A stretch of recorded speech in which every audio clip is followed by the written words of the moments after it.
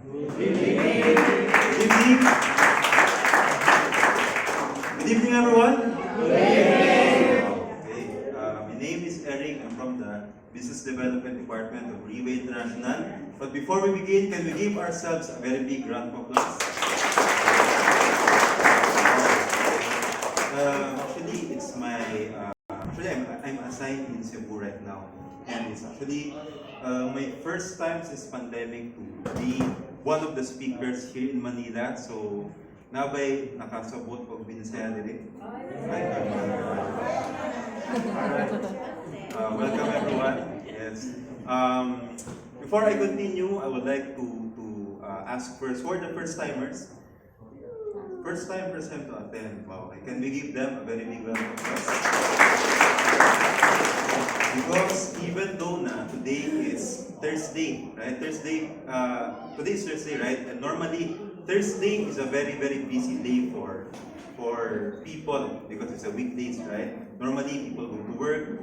Maybe you have business in your house, or maybe you need to prepare dinner for your family, but still you're able to go here and listen to what we have to share for this evening. So with that, can we give the first timers a very big round of applause again? Right. So, do you know why we're here for this evening? Anyone who doesn't know?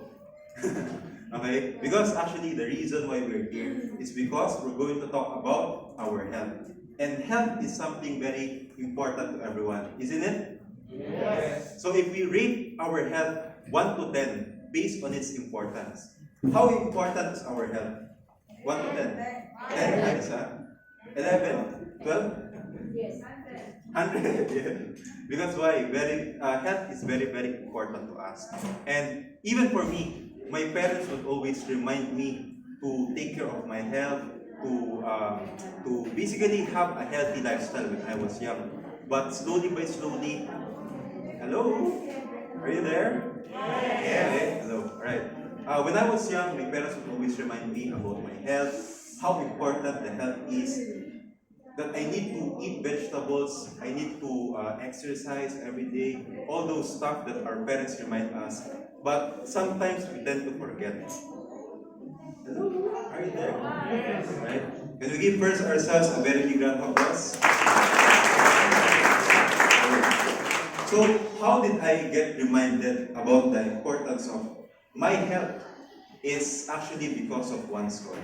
So, do you mind if I share to you one story? Okay lang ba? Yes! But my story would take around 3 hours. Just kidding, okay? This story is very recently lang nangyari.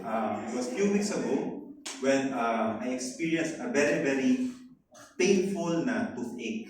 Anyone of you na-experience before having toothache? Yes. How painful, right? Very painful, right? So I experienced that the same. And in my entire life, in my entire 18 years of life, I was kidding.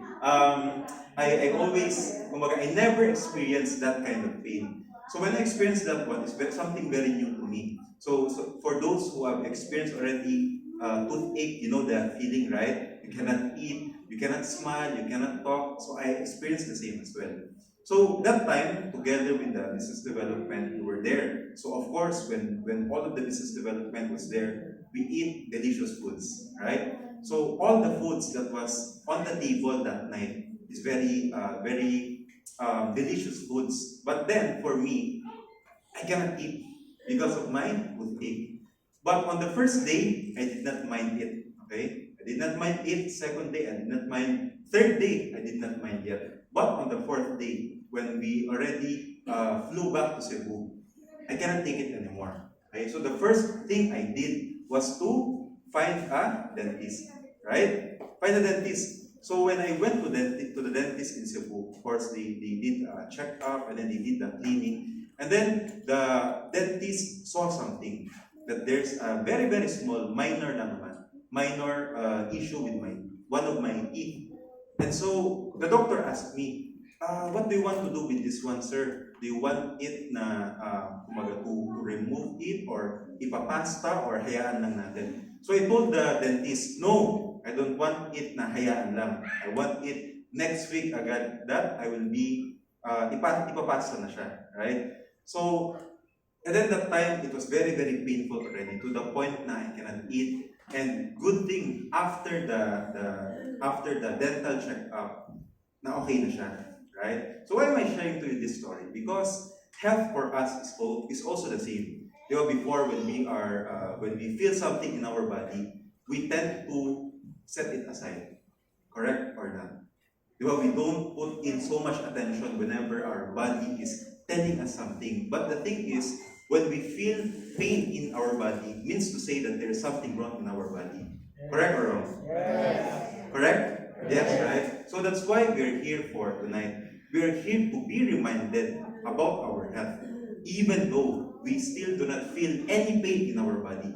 Which one do you think is better? We feel the pain and then we do something about it? That's the number one. Number two, before anything happens, we already take good care of our health. Which one's better, one or two? Two, right? So, the people who invited us here for tonight, can we give them a very big round of applause? Because we are being reminded about the importance of our health. But for tonight, I have something to admit to you after sharing a very, very long story. I will not be your speaker for tonight. I will be your MC. Okay? And right now, I will go back to my task to introduce our speaker. Okay lang ba? Yes! So, for tonight, the person who will be sharing to us for the OPP, for the product, is someone who I was able to easily connect with. Because why? This leader is also kasabot sa siya mag-Bisaya.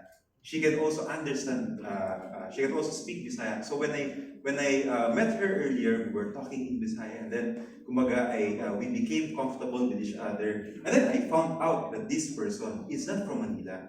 She is originally from Davao City. And normally, diba, whenever a person moves to another place, he needs to build connections, right? He needs to know a lot of people so that he or she can be comfortable in a certain place. But for this leader, she came here 10 years ago, and for these 10 years, she has been working here in Manila. And it was just very recent that she heard about PURTIER, and slowly by slowly, she started to love this product. And of course, you know what she did? She studied the OPP. She studied the product, how to share this product. And then, when I was talking to her earlier, she keeps on practicing the OPP to the point that she goes to the mirror, she practices the OPP, she gets the phone, okay, and then nagta-timer siya, how many minutes to prepare the OPP, all these things. Meaning to say, she's giving herself this pressure to learn the OPP, even though that she is not yet, even though that, here in Manila, she has many friends, and then she's doing many things, and then meron din siyang daughter that she is taking care of. But then again, it didn't stop her from learning and sharing this product with everyone. So are you ready to listen our OPP presenter for tonight? Yes! Because this person, if the clap is not loud enough, she will not go on the stage. Okay?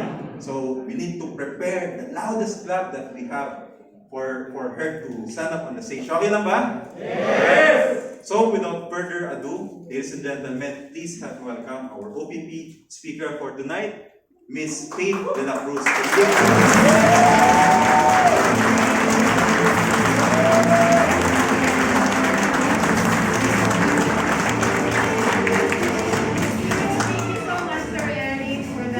Wonderful introduction. Good evening, everyone. Good evening. Wow, ang ganda ng energy dito sa room, no? And I really felt overwhelmed din sa introduction ni Sir Eric. Actually, parang na-introduce niya na lahat sa akin that we just spoke kanina. And I'm really excited to meet all of you, ladies and gentlemen. Thank you for your time as well for coming here in our office. I'll just remove my mask para mas clear. Okay na po. Thank you. So, again, my name is Faith de la Cruz. So, originally from Davao. Now, I have a daughter, yung baby girl Jan. So, I will be sharing with you tonight the OPP or the Opportunity Product Presentation. organization. But first, I would like to thank and acknowledge the presence of our Mother Blessed Eagle, our Team Elite Pavo, Ms. Helen Don. Please give her a round of applause.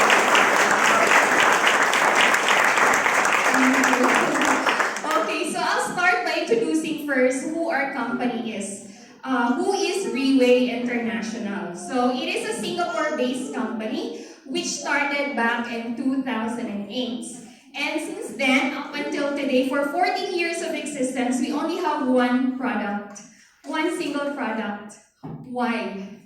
And that's what you will learn tonight. And of course, sinabi din ni Sir Eric kanina that I know you all agree that your health is important, right? Yes. And so you all agree as well that health is your greatest wealth? Yes. But then, why is it? Why is it that it is most neglected? Bakit? Because of our busy schedule? Or magastos magkasakit? Yes. So better pa din prevention. Dapat we really need to take care of our health. Did you know that according to World Health Organization, let me just... Okay, open natin yung slides. Turn on ba? There. Did you know that according to World Health Organization, this was reported last May 2018, that these are the top 10 killers. So, familiar po? Yes. Yes. So, maybe you know someone. It could be a friend, a relatives, or family members who may be suffering these illnesses. Tama? Yes. And you know what? Even up until today, na pandemic crisis tayo, the list hasn't changed. Why? You might be wondering why. Because if you see po sa taas, it's 54% mortality rate. Ang taas. So if we're 100 people here in the room, 54 of us might get sick of these illnesses. And you know, there are only 4 reasons. 4 good enough reasons for us to get sick.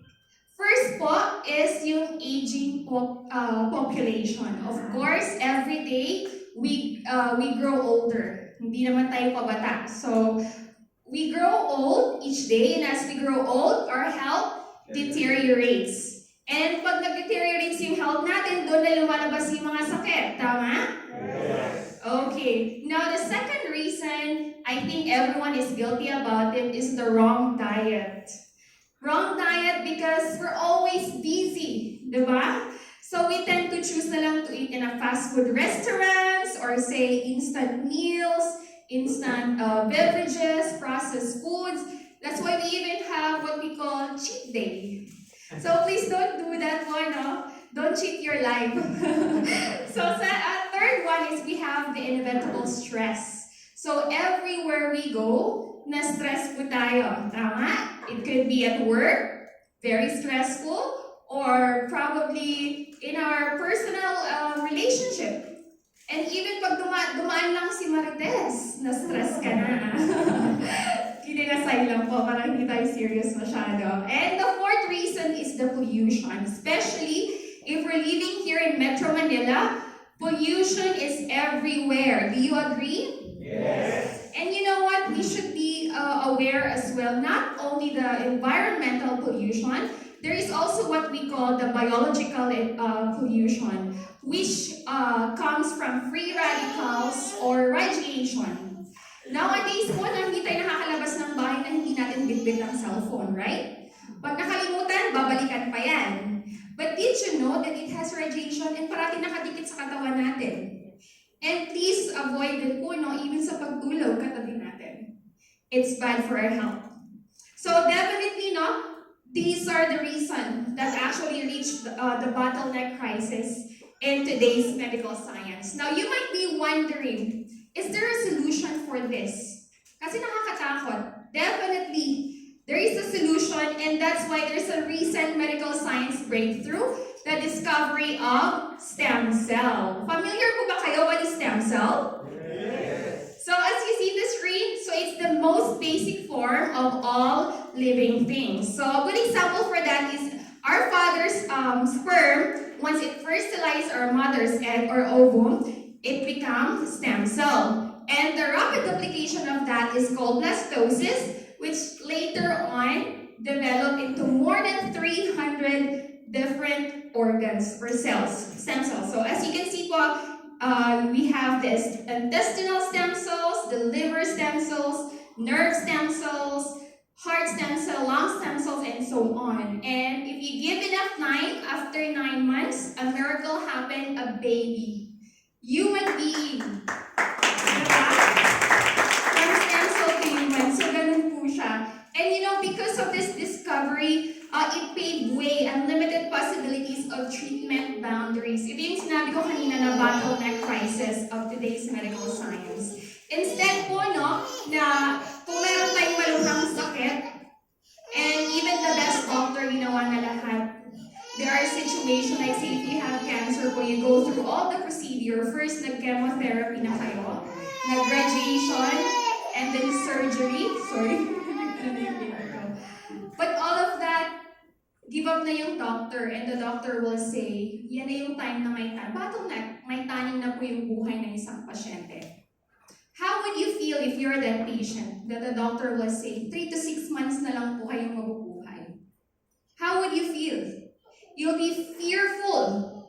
Why? Because you wanted to live for your family. If you're a parent, you will think, anong mangyayari sa mga anak ko? Tama? Yes. And if kung anak ko kayo, anong mangyayari sa magulang ko, sa mga kapatid ko?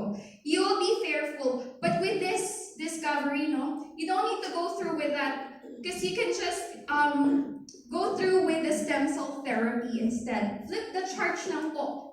And then definitely, or probably you don't need to go through with all of those procedure. And it has a miraculous abilities. Ito yung sinasabi na like heals like.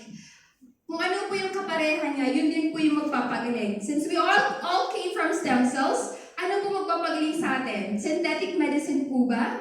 Any medications? Stem cells din, tama? Yes. That's why, you know, we're really excited, and because of that, there's already a lot of publications from prestigious magazines and newspapers have been written. So if you see po on the screen, no, it says here, meron isang article dito na from The Economist, it says, cancer in stem cells. And there's also AIDS patient cured with stem cells. And a lot more. Stem cell therapy to treat diabetes, stem cells in autism, and a lot of writings already been published. Now, you might be wondering, how come hindi ko narinig yung stem cell treatment? How do people receive stem cell treatment nowadays? So I'll show you some method. There are 6 methods that people nowadays receiving. First was the placenta injection, which is proven already effective in Switzerland, Germany, as well in the US.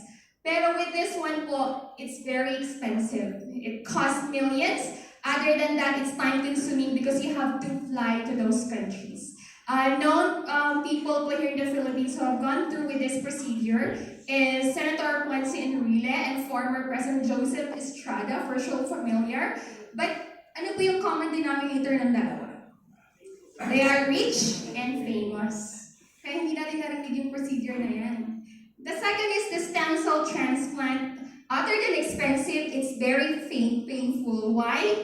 Because if you will go through with a stem cell transplant, bawal po na may anesthesia. So if say you have a kidney problem, what we're gonna do is we're going to extract the healthy kidney stem cell going to your other kidney na may damage. And you think kaya ba natin yung pain, walang anesthesia? Pag konting tusok nga lang, masakit, di ba? Now, the third option, we have cord blood banking, which is a good option for expectant mother. Other than expensive, it can be a missed chance because for this, not everyone can give birth. And then, it has a limit time as well kasi after 20 years lang yung storage niya. So, what if after 20 years, magkasakit si baby or kailangan? So it can be, it's not really effective. Now the other option, we have placenta injection for baby salons.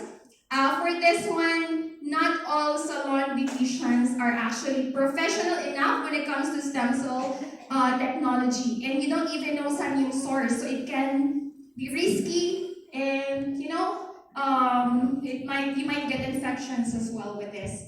Now, the fifth option, of course, we wanted to have a healthy lifestyle, right?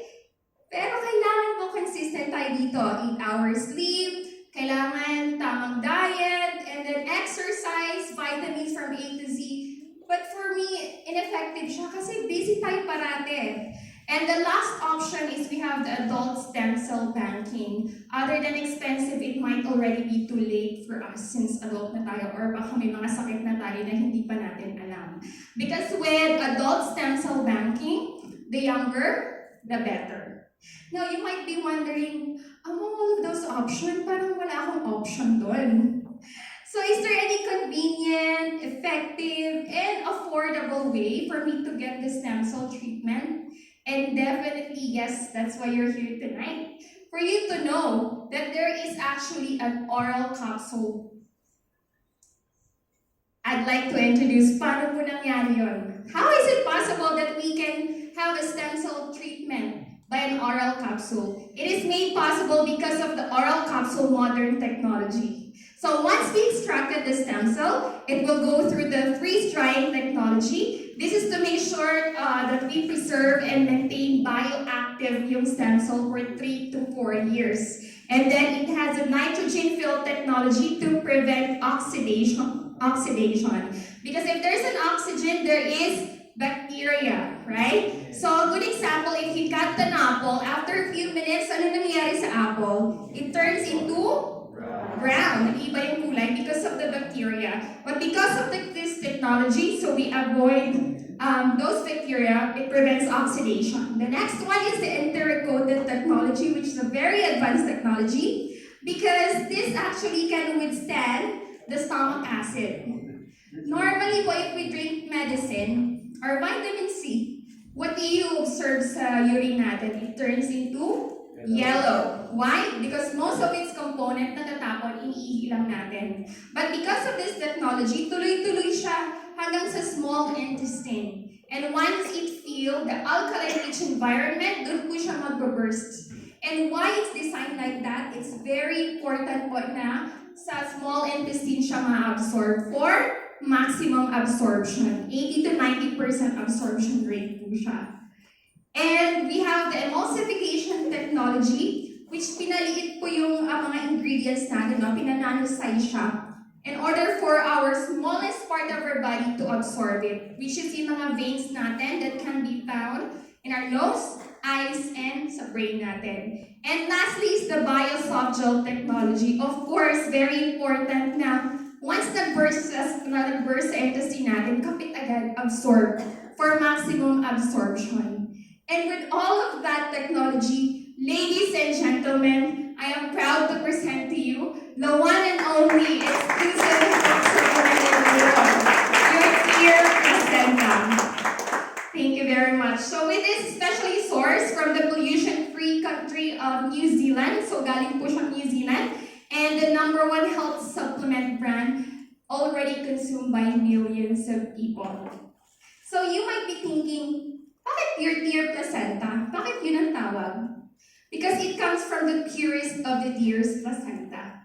So ayan po siya. So actually, yung deer kasi, if there's a medicinal plant, yung deer po is a medicinal animal. Kasi almost all of its body parts po have medicinal value. Yung tail, yung velvet, heart, even the blood. And with us, we use placenta. Why? Kasi most of the embryonic derivatives are located, maraming stem cell sa placenta ng deer. And take note po, no, while we extract the stem cell of sa deer, there's no deer killed. Wala pong pinapatay na deer. What we do po is we wait for the mother deer to give birth, and that's the time po that we extract the stem cell or the placenta.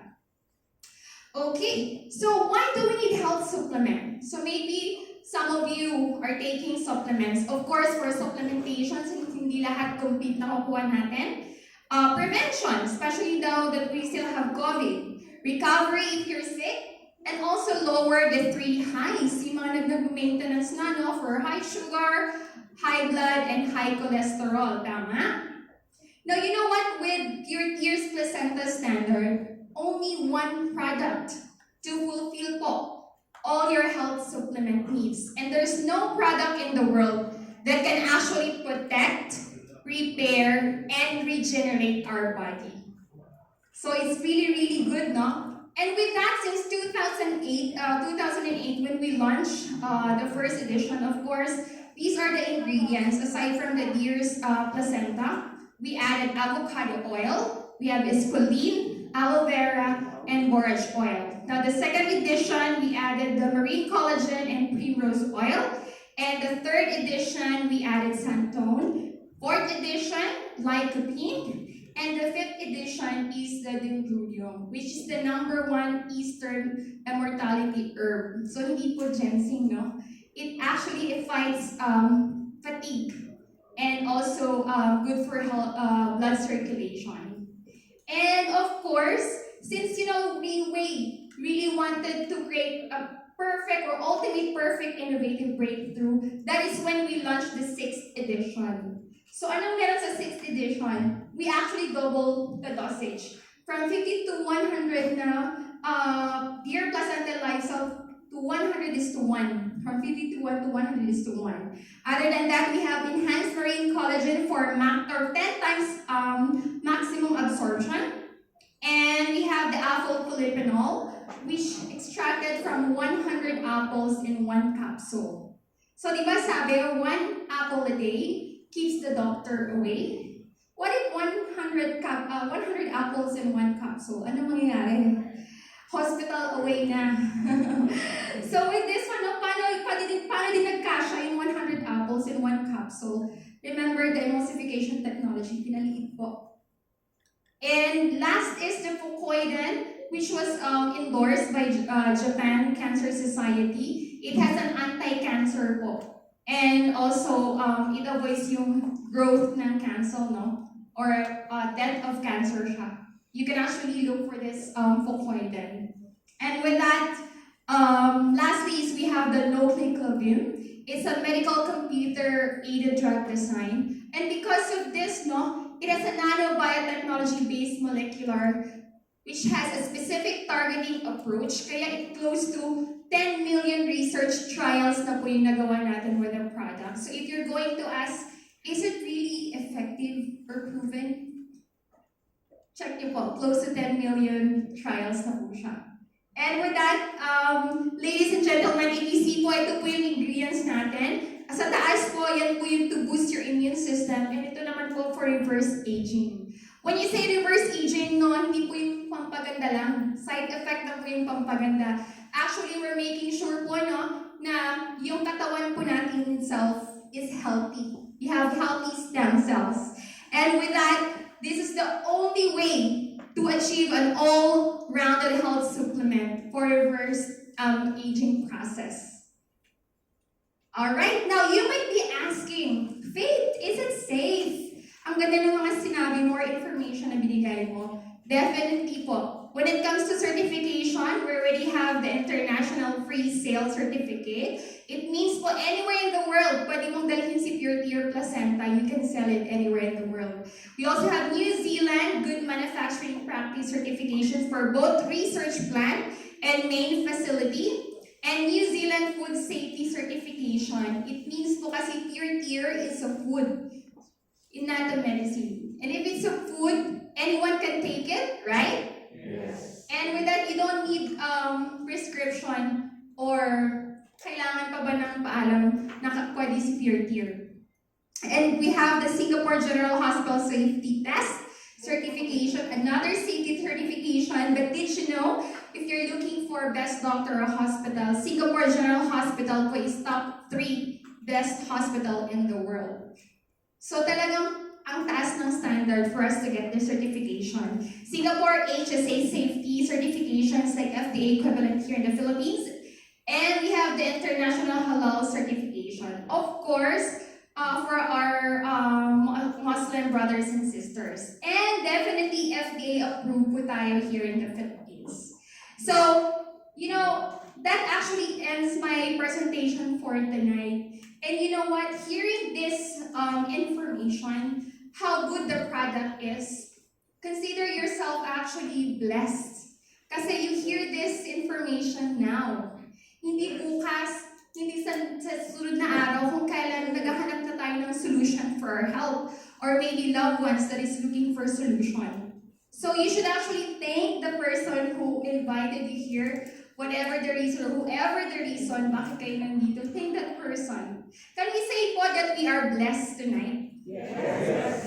Okay. So if we are blessed po, share it. Share this information because you know what? You might be the answer of someone else's prayer. Share niyo po, huwag niyo po i-keep sa sarili niyo po. Because the more you share it, the more you will be blessed. Tama? Yun lang po. And after this, you will see a video. Thank you very much for your time.